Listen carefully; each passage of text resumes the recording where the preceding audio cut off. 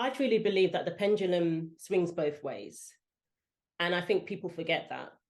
When Elon Musk took over Twitter, the same people who were saying, it's a private company, stop complaining, were the same ones crying when the tables were turned. So again, I say the same thing about when it comes to the double standard with racial issues. If it's okay to say disparaging things about a whole race of people, when it comes to making certain comments, then understand that you may deal with the same issue yourself.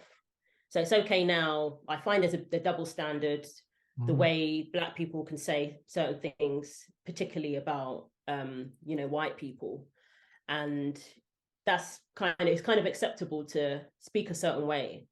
But at some point, we've been in a position where we've experienced racism, and we should be against it regardless of who it's directed towards. So I feel that we need to be clear on, if it's not acceptable for one side, it shouldn't be acceptable for the other side. And that's true equality. But what we're seeing now is just people want special privileges, people want special treatment. And that's not the way to go, because then where does it stop? Where is the line drawn? So just to remember, it goes back to treat people how you want to be treated. I believe that's what at the core, that should be our the approach that we take. But unfortunately, at the moment, it's just one rule for one group and another rule for another. And it leads to frustration, to the person, to those who are on the receiving end. So exactly, it's just something to remember. That's really important to bring up, because ever since I've been here, what I've felt is that instead of seeking healing, people are seeking revenge, whether they know it or not. Yeah. Right. And so their goal is, what we recognize and acknowledge what happened in the past. We recognize the evil that happened in the past. We recognize its impact on the real lives of people. But we also recognize that the past is in the past, and that there are opportunities today that we must seize if we're going to move ourselves forward.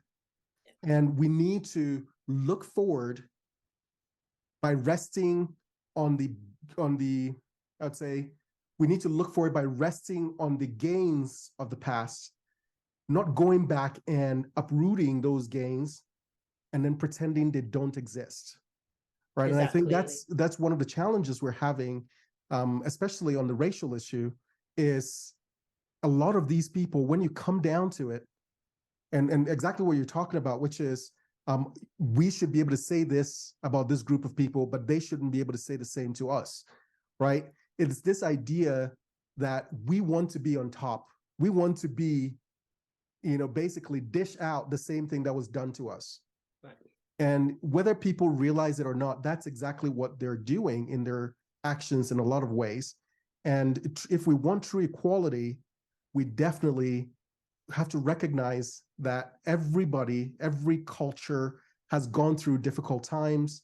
Maybe ours or theirs is the most recent they can think about, but every culture has gone through difficult times, and we need to begin to chart a path that transcends the past and moves us into the future. I think that's really important. And I know that definitely, like this morning, I received a message from someone who was a little upset with me because I posted a video on social media about something around immigration. And I'm going to ask you a question about that. But her whole message was that, well, you are from Africa, you don't get it. You don't understand what people have gone through, and so on and so forth. I saw that. Like, really? I mean, I've lived here for 20 years. Are you saying that the guy who grew up here and he's 18 years old understands things more than I do, or can see things that I can't see? And so I think at the end of the day, we have the privilege of not having the baggage. And it becomes incumbent upon us to see clearly and potentially help people see clearly too. And the way I've described it is almost like the VR glasses, the Oculus glasses. When you put it on, you see a different reality than what is actually right in front of you. And so my approach has been, I'm not going to dismiss anybody if they tell me they have this sense of oppression or something that is holding them back. I'm not going to dismiss them, because maybe they do have a version of reality that is different from mine. And so first we need to show respect.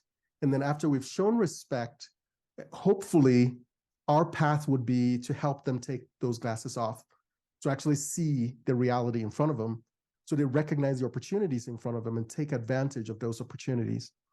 And yeah, I really hope so, because I think I saw that post actually where someone said that you don't understand, if you don't descend from slaves, how will you understand?